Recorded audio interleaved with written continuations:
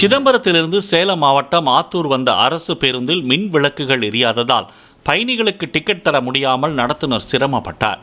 ஓட்டுநரால் மின் விளக்குகளை சரி செய்ய இயலவில்லை என்று நடத்துனர் கூறியதால் பயணிகள் தகராறு ஏதும் செய்யாமல் அமைதியாக இருட்டில் பயணம் செய்தனர்.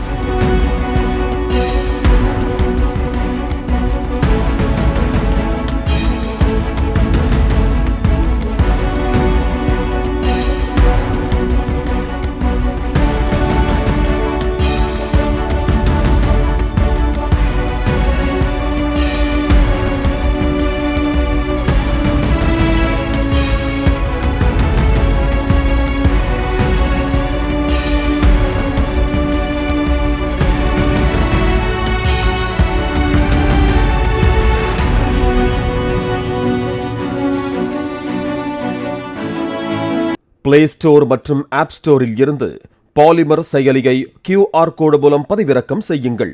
செய்திகளை உடனுக்குடன் பெறுங்கள்.